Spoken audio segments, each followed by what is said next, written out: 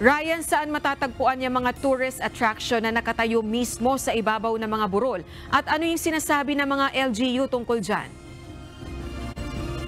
Rosalie, yung isa sa mga napuntahan nating structure ay matatagpuan sa Carmen, Bohol. At batay nga sa inisyal na impormasyon na nakalap natin dito, wala itong permit mula sa Local Government Unit o LGU. Ang Budagta sa Carmen, Bohol nagtayo ng mga hagdan na gawa sa mga tubong bakal at mga kahoy na hagdan upang maakyat ang burol. Pagdating sa itaas ay may mga viewing deck kung saan makikita ang pamosong Chocolate Hills.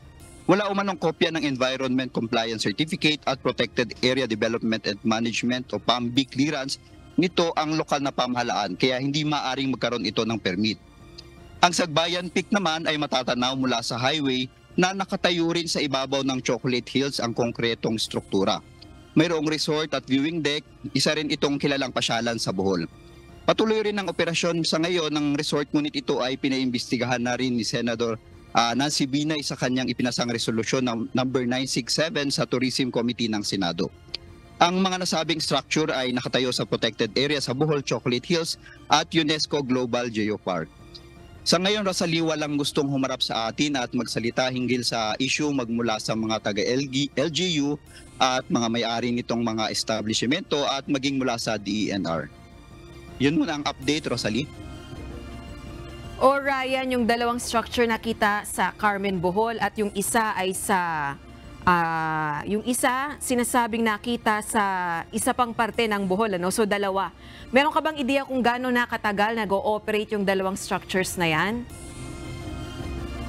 Rosalie, sa ngayon wala pa tayong nakakalap na impormasyon kung gaano nakatagal itong nag-ooperate.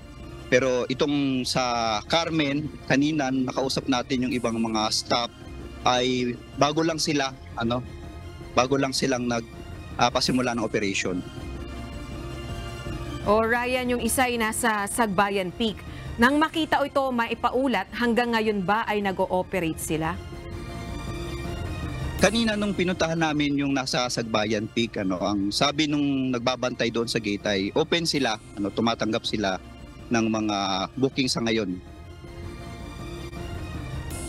Ano naman ang masasabi ng mga residente dyan sa Bohol kaugnay nitong mga istruktura na ito dahil alam naman natin na protected area, yung Chocolate Hills? Yes, Rosalie, hati nga ang mga komento ng ating mga kababayan dito sa Bohol dahil ang iba nga sa kanila ay mga staff nitong mga nasabing mga tourist destination na siya naman nilang pinagkukunan ng kanilang mga pangkabuhayan. Kaya yung iba, tulong sa kanila itong mga nasabing mga establishmento dahil dito nga sila kumukuha ng kanilang mga pang-araw-araw. At yung iba naman sa ating mga kababayan ay ibig nga na maprotektahan itong mga Chocolate Hills dito sa Bohol. O last na lang Ryan, magmula na maging viral yung resort sa gitna ng Chocolate Hills, meron bang nabanggit ang lokal na pamahalaan kung ilan ang structure na nakatayo dyan sa Chocolate Hills? Sa mga naging usapan namin ng mga nakapanayam natin ng mga LGU, sila mismo, wala sila talagang bilang kung ilan yung mga struktura na naitayo dito sa mga protected areas dahil nga ito rin ay kanilang nalaman lang din nung nag-viral nga itong resort sa gitna ng Chocolate Hills. Rosalie. Alright, maraming salamat Ryan Malyari, nagulat ng live mula sa Bohol.